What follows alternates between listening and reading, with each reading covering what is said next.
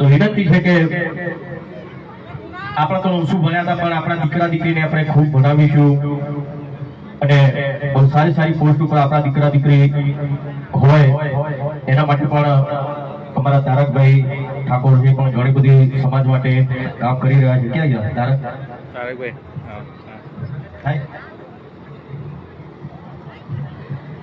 એમની પણ સરસ રજૂઆત મારે સમક્ષ રજૂ કરી હતી કે ઓબીસી વર્ગીકરણ માટે આપણો સમાજ શિક્ષણમાં પાછળ તો છે પણ ઘણા બધા એવા કારણો છે જે એક બે વાત તમે મને અહીંયાથી રજૂ કરો. હેલો, જેમ વિક્રમભાઈએ જણાવ્યું એમ કે આપણો સમાજ આજની તારીખના અંદર શિક્ષણ અને રોજગારમાં ખૂબ જ પાછળ, જેના કારણે આપણો વિકાસ નથી થઈ શકતો અને એના સમાધાન રૂપી જ ગુજરાતના અંદર ઓબીસી અનામત વર્ગીકરણ કરવા માટે અમે પ્રયત્ન કરી રહ્યા છીએ. ઓબીસી અનામત વર્ગીકરણ શું? આજની તારીખના અંદર જે સામાજિક શૈક્ષણિક રીતે પછાત વર્ગ હોય એમને 27% અનામત આપવામાં આવે છે. તમારે શિક્ષા ક્ષેત્રે તમારે એડમિશન લેવું હોય કોલેજમાં તો, અને બીજી સરકારની નોકરી લેવી હોય તો ક્લાસ 1, 2, 3, 4 કોઈ પણ. સમસ્યા એ આવે છે કે આજની તારીખમાં ગુજરાતમાં 146 જ્ઞાતિઓ ઓબીસીમાં આવે પણ ખાલી અને ખાલી 10 થી 20 જ્ઞાતિઓ બધી સીટો લઈ જાય છે. એનું કારણ શું હોય? આ 10 થી 20 જ્ઞાતિઓ સામાજિક શૈક્ષણિક દરેક રીતે સમૃદ્ધ છે, દરેક રીતે એમના જોડે બધી સંસ્થાઓ છે, એમના જોડે સગવડ છે, માર્ગદર્શન છે, એમના ઘરે ઘરે બબે તત્ણ અધિકારીઓ છે, અને તો એ ઓબીસીમાં આવે છે, જેના કારણે જેને ખરેખર જરૂર છે અનામતની. પછી ઠાકોર સમાજ હોય, કોળી સમાજ હોય, દેવી પૂજક સમાજ હોય, રાવળ સમાજ હોય, નાઈ સમાજ હોય, અમને કોઈ અનામતનો લાભ જ નથી મળતો. અને એટલા માટે જ આપણે ઓબીસી અનામત વર્ગીકરણ કરાવવાની જરૂર છે કે જેના અંદર બે ભાગ પાડ દો. જો તમને ખબર જ છે કે બધી જ્ઞાતિઓ સરખી નથી, તો જે ઓબીસીમાં આવતી સમૃદ્ધ જ્ઞાતિઓ છે એમને 27%માંથી 6% અલગ અનામત આપી દો, અને જે ઓબીસીમાં જ વિકાસથી વંચિત જ્ઞાતિઓ છે એમને 21% અનામતથી અલગ આપી દો. અને આ વસ્તુ સંવિધાનિક છે. સુપ્રીમ કોર્ટે 1993 અંદર કહ્યું હતું કે આવું થવું જોઈએ. ભારતના 12 રાજ્યોના વસ્તુ અમલમાં છે, કોંગ્રેસના રાજ્યોમાં અમલમાં છે, તેલંગાણા અને કર્ણાટક, અને ભાજપના રાજ્યોમાં અમલમાં છે, જેમ કે રાજસ્થાન હોય, મહારાષ્ટ્ર હોય, હરિયાણા હોય કે પછી બિહાર હોય. મારો એક જ પ્રશ્ન છે કે આજની તારીખમાં છેલ્લા 50 વર્ષથી ઓબીસી આપણે ઓબીસી કરીએ છીએ. અત્યારે હાલ બધા વિડીયો વાયરલ થઈ રહ્યા છે ઇન્ટરવ્યુના અંદર માર્ક્સના અંદર સુધારો કરવા માટે.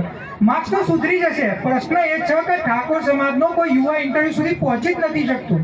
એને પહોંચવા માટે અને આપણા સમાજો ડેપ્યુટી કલેક્ટર બને, ડીવાયએસપી બને, સારામાં સારી કોલેજમાં જઈને મેડિકલમાં અભ્યાસ કરે, આપણા સમાજના યુવાઓ સારું શિક્ષણ મેળવી શકે. અને આજની તારીખના અંદર આપણા જોડે જે ભેદભાવ થાય છે તો ગાંધીનગર જેવા ગાંધીનગરમાં ઠાકોર સમાજનો કોઈ યુવા કોઈ જગ્યાએ ઘર લેવા જાય છે અને ઠાકોર હોવાના કારણે એને ઘર નથી મળતું, તો એ દૂર થવું જોઈએ અને એના માટે ઓબીસી અનામત વર્ગીકરણ જરૂરી છે. વિક્રમભાઈ જે આજની તારીખમાં ગુજરાતના સુપરસ્ટાર, આપણા સમાજનું રત્ન છે, એ આટલા સેવાભાવી વ્યક્તિઓ હોવા છતાં એમને પોતે મને અમદાવાદ વાત કરેલી કે એ પોતે જ્યારે ગાંધીનગરમાં ઘર લેવા ગયા તો ઠાકોર હોવાના કારણે એ વસ્તુ પર એમને પણ ભેદભાવ સહન કરવો પડે. તો આ વસ્તુ કઈ રીતે થઈ શકે કે આપણી જમીન લેવામાં હોય એ જમીન ઉપર ફ્લેટ બનાવી શકાય અને ફ્લેટમાં ઠાકોરને રહેવા કેમ નથી દેતા? આ ભેદભાવ દૂર કરવા માટે નથી બનાવતા. આપણી દરેક જગ્યાએ બાદબાકી કરવામાં આવે છે. કેમ? આપણને બાપુ ક્ષત્રિય બોલાવી છે પણ આપણે જયારે ફરીએ ત્યારે આપણી જેના ટીકા કરતા હોય. કેમ? એ બધાનું એક જ કારણ કે આપણા જોડે શિક્ષા અને રોજગાર નથી, અને શિક્ષા અને રોજગાર માટે આપણે ઓબીસી અનામત વર્ગીકરણ કરાવવું ખૂબ જરૂરી છે. અને આજની તારીખમાં હું તમને બધાને વિનંતી કરું કે આપણા સમાજના જેટલા બી નેતાઓ હોય, ભાજપમાં હોય, કોંગ્રેસના અંદર હોય, કોઈ પણ જગ્યાના હોય, એમની જવાબદારીમાં આવે છે કે ઓબીસી અનામત વર્ગીકરણ જે સંવિધાનિક વસ્તુ હોય, જે ભારતના 12 રાજ્યોમાં અમલમાં છે, અને ઠાકોર સમાજ જે સૌથી વધારે વસ્તી ધરાવતો હોવા છતાં આપણા સમાજને લાભ નથી મળતો, તો એમની રજૂઆત કરો, મુખ્યમંત્રીશ્રીને રજૂઆત કરો, પ્રધાનમંત્રીશ્રીને રજૂઆત કરો, અને 6 મહિનાની અંદર ઓબીસી અનામત વર્ગીકરણ ગુજરાતમાં અમલમાં લાવો કે જેથી આપણો સમાજ વિકાસ થઈ શકે અને આપણા ઉપર જે કલંક લાગ્યું છે સામાજિક રીતે પછાતપણાનું એ દૂર થાય. અને વિક્રમભાઈ કોઈ પાર્ટી સાથે નહીં જોડાયેલા, ખાલી સમાજના એક એવા વ્યક્તિ છે કે જે ખાલી સમાજનું ભલું, અત્યારે હાલ બી આયા તો સમાજમાં બધા ખોટી રિવાજો દૂર થાય એના વિશેની વાત કરી અને ઓબીસી અનામત વર્ગીકરણને દિલથી સમર્થન કરી છે. હું દરેક વ્યક્તિને કહું છું કે આ વિડીયો વાયરલ કરો, બધા આગેવાનોના સમર્થન માટે અપીલ કરો અને ગુજરાતમાં ઓબીસી અનામત વર્ગીકરણ થાય એના માટે રજૂઆત કરો. જય માતાજી. સરસ વાત કરી તારકભાઈ આપણા સમાજ માટે. તો મારી પણ જરૂર હશે તો ચોક્કસ તારકભાઈ જ્યારે બી કહેશો સમાજ માટે હંમેશા ઊભો છું અને ઊભો રહીશ. અને અમારા હર્ષદભાઈ આખી ટીમ અમારી અને ઠાકોર સમાજના દરેક નેતા આગેવાનો પણ જે કોંગ્રેસમાં છે કે ભાજપમાં છે એ બધા જ આપણી સાથે સમાજની સાથે છે અને હંમેશા રહે છે એવી મને ખાતરી છે.